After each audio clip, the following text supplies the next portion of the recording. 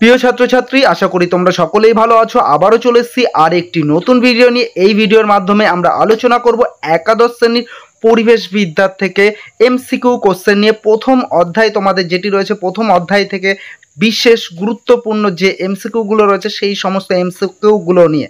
জানো তোমাদের এবার থেকে তোমার সেমিস্টারে পরীক্ষা, আর সেমিস্টারের প্রশ্ন প্যাটার্ন কিন্তু একদমই আলাদা হতে চলেছে। আগের মতো কিন্তু প্রথম সেমিস্টারে কোনো বড় প্রশ্ন থাকবে না। প্রথম সেমিস্টারে কিন্তু সবই শর্ট প্রশ্ন থাকছে, তার মধ্যে সবথেকে বেশি থাকবে এমসিকিউ কোশ্চেন। এর মধ্যে এই গুরুত্বপূর্ণ প্রথম অধ্যায় থেকে যে সমস্ত এমসিকিউগুলো রয়েছে সেই সমস্ত এমসিকিউ নিয়েই কিন্তু আজকের ভিডিও। তোমরা যারা ভিডিওটি দেখছো, ভিডিওটি স্কিপ করবে না, সম্পূর্ণ দেখবে। পারলে এই সমস্ত প্রশ্নগুলো নোট করে নেবে, পরীক্ষায় কিন্তু তোমাদের যথেষ্ট কমন থাকবে এর ভেতর থেকে। আর আশা করব তোমরা প্রত্যেকেই এই ভিডিওটি ভালো করে দেখবে, প্রশ্নগুলোকে নোট আপ করে নেবে। ওকে, চলো তাহলে দেখা যাক এই ভিডিওর গুরুত্বপূর্ণ প্রশ্নগুলো।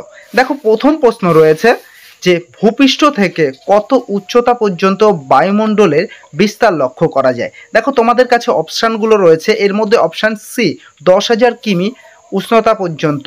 ওকে, অপশান সিটা তাহলে তোমরা করে নেবে। দ্বিতীয় প্রশ্ন দেখো রয়েছে বায়ুমণ্ডলের 97% উপাদানই উপস্থিত থাকে ভূপৃষ্ঠ থেকে কত উচ্চতার মধ্যে। উত্তরটা হবে 27 থেকে 33 কিমি। দেখো কোথায় রয়েছে, অপশান বিতে রয়েছে। তারপর 3 নম্বর প্রশ্নে চলে আসো। 3 নম্বর প্রশ্ন রয়েছে বায়ুমণ্ডলের বৈশিষ্ট্য হলো। দেখো এখানেও 4টে অপশান রয়েছে, এর মধ্যে কোনটি হবে? এটি পৃথিবীর তাপের সমতা সঠিক রাখে। কোথায় রয়েছে? অপশান বিতে রয়েছে। দেখো পরবর্তী প্রশ্ন চলো। 4 নম্বর প্রশ্ন, বায়ুমণ্ডলের উপাদান সম্পর্কিত কোন তথ্যটি সঠিক? এখানে দেখো তোমাদের 4টে অপশান রয়েছে, এর মধ্যে কোনটি সঠিক মনে হচ্ছে? এর মধ্যে একেবারে সঠিক হচ্ছে প্রথম অপশান এ। দেখো নাইট্রোজেন থাকে প্রায় 78%। 5 নম্বর প্রশ্নে চলো। 5 নম্বর প্রশ্ন বলছে পরিমাণগত দিক থেকে বায়ুমণ্ডলের দ্বিতীয় স্থানাধিকারী গ্যাসটি হলো। তাহলে দ্বিতীয় স্থান অধিকার করে রেখেছে কোন গ্যাসটি? দেখো অপশান সি রয়েছে, অপশান সিতে অক্সিজেন। তারপরে 6 নম্বর প্রশ্নই চলো। 6 নম্বর প্রশ্ন রয়েছে বায়ুমণ্ডলে কার্বন ডাই অক্সাইডের শতকরা পরিমাণ কত? উত্তরটি দেখো অপশান বি হবে 0.03%। তারপর 7 নম্বর প্রশ্ন, বাতাসে নিষ্ক্রিয় গ্যাসের আর্গনের শতকরা পরিমাণ কত? উত্তরটি হবে তোমাদের অপশান এ 0.934%। 8 নম্বর প্রশ্নে চলো, নিম্নলিখিত কোন উপাদানটি উদ্ভিদ ও প্রাণী সরাসরি পরিবেশ থেকে গ্রহণ করতে পারে না? অপশানগুলো দেখে নাও। এখানেও 4টে অপশান রয়েছে। অপশান এর মধ্যে অ্যান্সারটি হবে তোমাদের অপশান বি নাইট্রোজেন। দেখো অপশান বি নাইট্রোজেন। তারপরে 9 নম্বর প্রশ্নে চলে আসো। বায়ুমণ্ডলের গুরুত্বপূর্ণ উপাদান হিসেবে নাইট্রোজেনের উল্লেখযোগ্য ভূমিকা। 4টে অপশান ভালো করে দেখে নাও। এর মধ্যে কোনটি হবে? এর মধ্যে ওপরের সবকটি কিন্তু হবে। ওকে, যে অপশান এতে রয়েছে এটি জীবকোষ ও জীবদেহ থেকে অন্যতম প্রধান উপাদান। দ্বিতীয় রয়েছে প্রোটিন জাতীয় খাদ্যর প্রধান উপাদান এবং মৃত্তিকার উর্বর বৃদ্ধি করার প্রধান উপাদান। অর্থাৎ এইখানে যে 3টে অপশান পাচ্ছ, এই 3টে অপশানই কিন্তু সঠিক অ্যান্সার। ওকে, 10 নম্বর প্রশ্নের মধ্যে চলো। 10 নম্বর প্রশ্ন রয়েছে বায়ুমণ্ডলের কোন গ্যাস মানুষের বেঁচে থাকার জন্য আবশ্যিক? অবশ্যই এটি তুমি নিজেই পারবে। দেখো কোনটি আবশ্যিক? Option C oxygen. ওকে, তারপরে 11 নম্বর প্রশ্ন দেখো, বায়ুমণ্ডলে অক্সিজেন ভূমিকা সম্পর্কিত সঠিক তথ্য। এ কোনটি উত্তর হবে? ভালো করে ভেবে দেখো। উত্তরটি হবে এ এবং বি। কি আছে? সবাত শ্বসনকারী জীবের শ্বসনে সাহায্য করে, এবং বিতে রয়েছে খাদ্যবস্তুর জারণ ঘটিয়ে শক্তির মুক্তি ঘটায়। এবার 12 নম্বর প্রশ্নে চলো, ভূপৃষ্ঠ সংলগ্ন কোন গ্যাসটি বায়ুস্তরের তাপমাত্রা বৃদ্ধি করে? অপশানগুলো দেখে নাও। অপশানগুলোর মধ্যে কোনটি হতে পারে? অপশান সি দেখো কার্বন ডাই অক্সাইড। তাহলে কি হবে উত্তরটি? Carbon die oxide. চলো 13 নম্বর প্রশ্নে দেখো। 13 নম্বর প্রশ্নটি কি বলছে? যে আমেরিকান পরিবেশ বিজ্ঞানীগণ পরিবেশের উপাদানগুলিকে কয়টি ভাগে বিভক্ত করেছেন? কয়টি ভাগে বিভক্ত করেছেন? উত্তরটা হবে 5টি ভাগে বিভক্ত করেছেন। কোথায় পাচ্ছ? দেখো অপশান ডিতে রয়েছে। 14 নম্বর প্রশ্নে চলে আসো। নিম্নলিখিত কোনটি আমেরিকান পরিবেশ বিজ্ঞানী গণকৃত পরিবেশগত উপাদানের শ্রেণী বিভাগের অন্তর্ভুক্ত নয়? এখানে বলেছে অন্তর্ভুক্ত নয়। এই প্রশ্নটা অনেক সময় তোমরা গুলিয়ে ফেলো, এই প্রশ্নটা কিন্তু ভালো করে, প্রশ্নগুলো ভালো করে পড়বে। উত্তরটি হবে অপশান বি সৌরমণ্ডল। অপশান বি সৌরমণ্ডল। 15 নম্বর প্রশ্নে চলে আসো। ব্রিটিশ পরিবেশ বিজ্ঞানীগণ পরিবেশের উপাদানগুলিকে যে দুটি মূল ভাগে বিভক্ত করেন সেগুলি হলো। ভালো করে দেখো নাও, এটারও উত্তর কিন্তু অপশান বি হবে জৈব এবং অজৈব উপাদান। 16 নম্বর প্রশ্নের মধ্যে চলো, নিম্নলিখিত কোন গ্যাসটি পরিবেশে অজৈব উপাদানের অন্তর্গত নয়?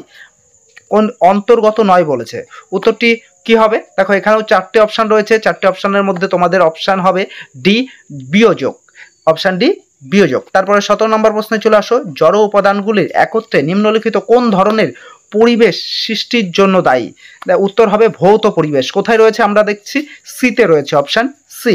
তার পরবর্তী 18 নম্বর প্রশ্নে চলে আসো, নিচের কোনটি পরিবেশে বায়োটিক বা কম্পোনেন্টের অন্তর্গত? বায়োটিক কম্পোনেন্টের অন্তর্গত অপশানগুলো দেখে নাও ভালো করে। এর মধ্যে উত্তরটি হবে অপশান বি উদ্ভিদ ও প্রাণী। তারপর 19 নম্বর প্রশ্নে চলো, নিচের কোনটি পরিবেশের একটি কোনটি জীবজ উপাদান?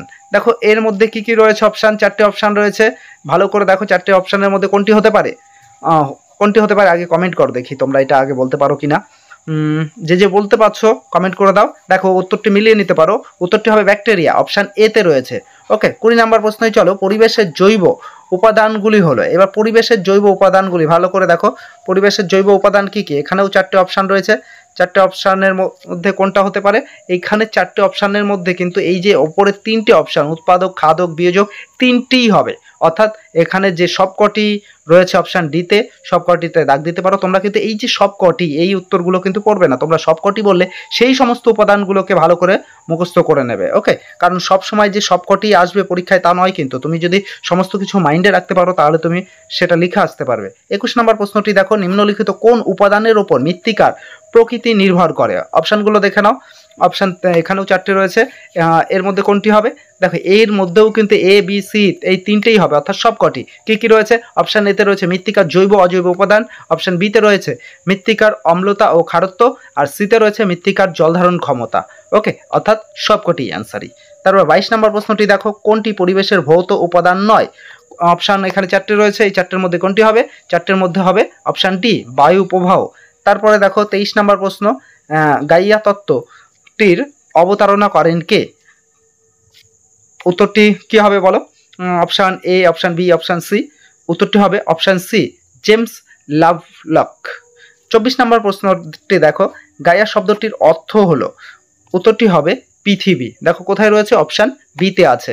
তারপর 25 নম্বর প্রশ্নে চলে আসো, যে বৈদিক যুগে কোন গ্রন্থে পৃথিবী প্রাণবন্ত মাতৃরূপে পুজো করার নিদর্শন মেলে?